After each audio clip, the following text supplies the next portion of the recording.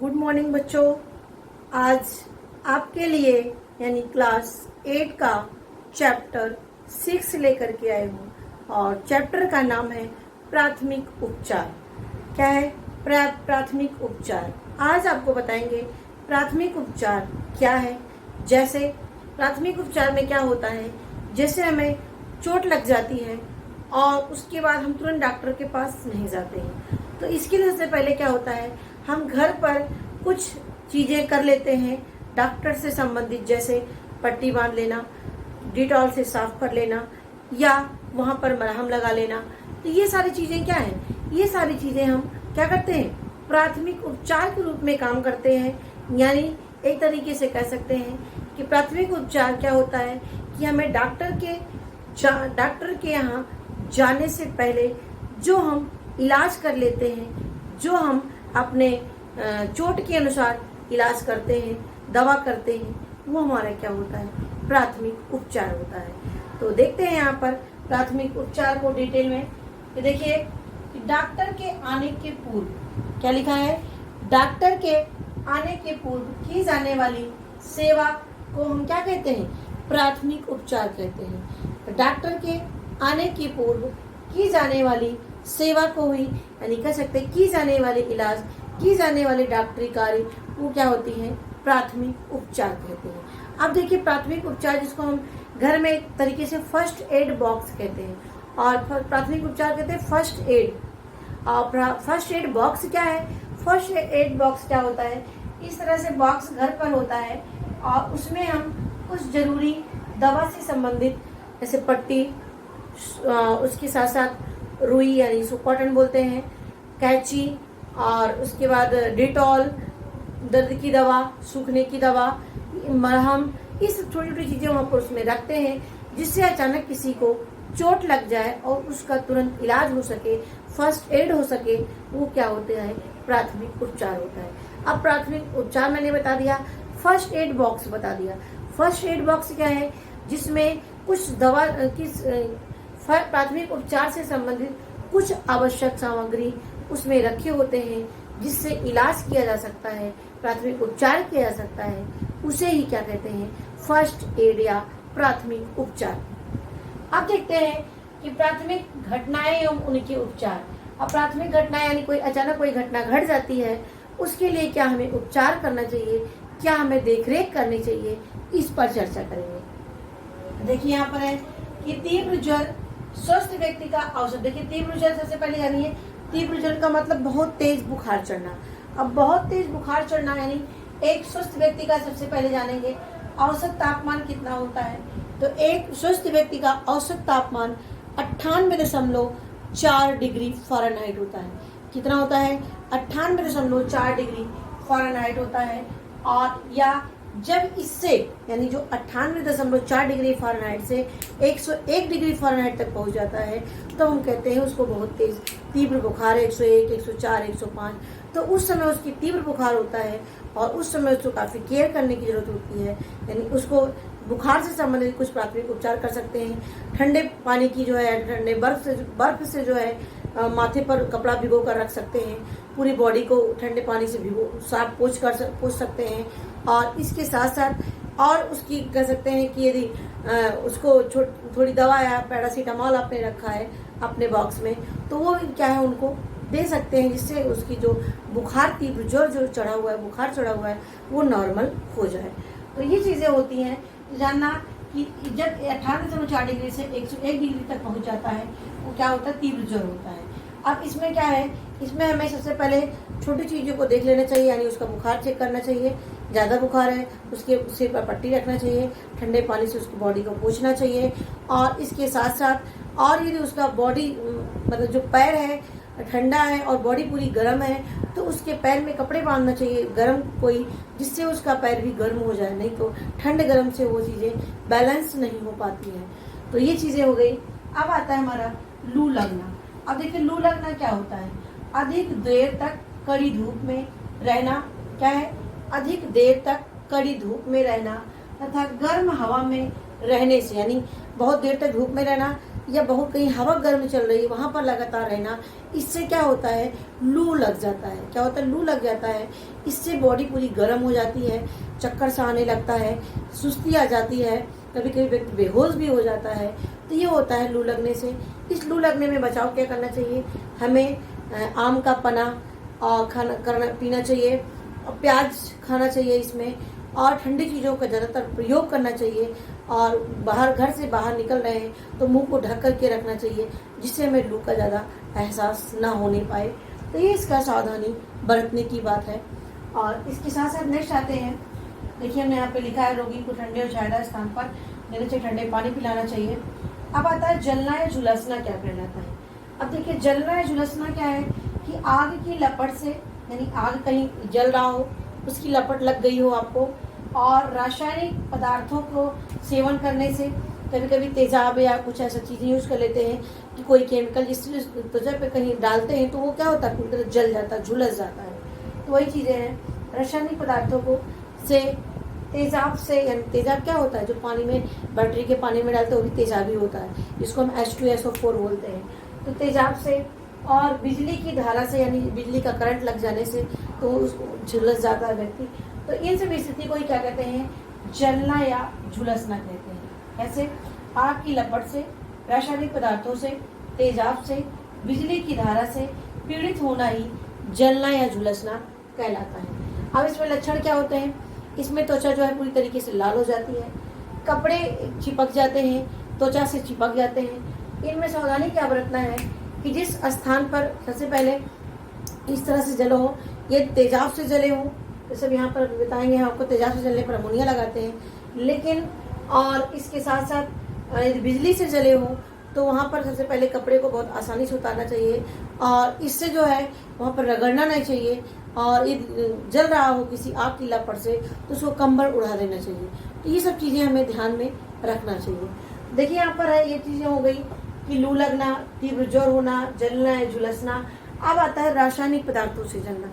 अभी यहाँ पर मैंने चर्चा किया इस चीज़ को। अब यहाँ पर है तेजाब या एसिड से जलना। अभी जस्ट मैंने अभी आपको बताया कि तेजाब या से एसिड से जलने का मतलब है कोई केमिकल होता है जिसको H2SO4 बोलते हैं, जिसको एसिड बोलते हैं। इससे क्या होता है, यदि हमारे किसी त्वचा पर किसी अंग में कर इसको डाल देते हैं, गिर जाता है तो वहाँ पर क्या होता है, पूरी तरीके से जल जाता है और वो स्किन फिर कभी बनती सही से नहीं है। तो ये है हमारा तेजाब या एसिड से जलना। जले भाग पर क्या करते हैं, वहाँ पर अमोनिया के घोल से धोना चाहिए। क्या होता है, अमोनिया के घोल से उसे धोना चाहिए, और उसे पानी से कभी नहीं धोना चाहिए। पानी के धोने से उस पर और ही उसका असर ज़्यादा पड़ता है और नुकसानदेह असर पड़ता है। अब है बिजली से जलना। अब देखिए यहाँ पे इससे जल रहे हो तो ये अमोनिया के घोल उस पर डालना चाहिए और उसको थोड़ा सांत्वना देना चाहिए, आराम से एक जगह पर, शांत जगह पर लेटाना चाहिए, उससे प्यार से बातें करना चाहिए। इस तरह से तेजाब के गिरने को उसके साथ इस तरह से सावधानी बरतनी चाहिए। अब बिजली से जलना है। बिजली के जलने के बाद क्या होता है, बिजली में डायरेक्ट करंट होता है। ये हम कुछ प्लग को लगा रहे हैं या कोई तार लगा रहे हैं तो उसमें सावधानी बरतनी चाहिए कि हमें तार को ध्यान से लगाना चाहिए कि जिससे हमारे हाथों में वो न छूने पाए। और इसके साथ साथ यदि हमारा जल गया हो तो सबसे पहले उस व्यक्ति को दूध पिलाना चाहिए, गर्म चाय, गर्म दूध देना चाहिए, पौष्टिक चीज़ें उस पर देती रहनी। जिससे क्या होता है, उसकी एनर्जी काफ़ी ज़्यादा लॉस हो चुकी होती है। इस वजह से जो है उसको काफ़ी केयर करने की जरूरत पड़ती है और उसको भी सांत्वना देना चाहिए कि उसकी बीपी भी जो होती है क्या बढ़ जाती है। तो इन सब चीज़ों का हमें ध्यान में रखना चाहिए। और इसके साथ साथ अब आता है निर्जलीकरण। निर्जलीकरण क्या होता है, शरीर में पानी की कमी होना ही निर्जलीकरण कहलाता है। क्या है, शरीर में पानी का कमी होना ही क्या है, निर्जलीकरण, जिसको हम अंग्रेजी में डिहाइड्रेशन कहते हैं। क्या कहते हैं, डिहाइड्रेशन कहते हैं। और ये लगभग हमारे शरीर में 65 से लेकर 75% तक हमारी बॉडी में पानी होता है। लेकिन कभी पेट के मतलब कि उल्टी, दस्त या कालरा पकड़ लेने से हमारे शरीर में पानी की कमी हो जाती है। तो इस वजह से ये जो मात्रा है 65 से 75, इसमें कमी आने लगती है और यदि व्यक्ति को कभी कभी ग्लूकोज की भी ज़रूरत पड़ती है और यदि सही समय पर उसको इलाज ना किया गया तो व्यक्ति की मृत्यु भी हो जाती है।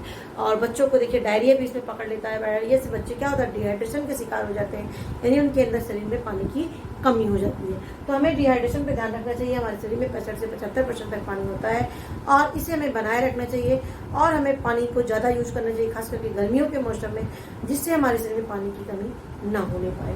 अब आता है सिर में चोट लगना। अब देखिए सिर में कभी कभी एक्सीडेंट होने से, कभी अचानक गिर जाने से सिर में पीछे की तरफ चोट लग जाती है तो काफ़ी भयानक स्थिति होती है, क्योंकि इस समय व्यक्ति बेहोश भी हो जाता है, उसको होश नहीं रहता है।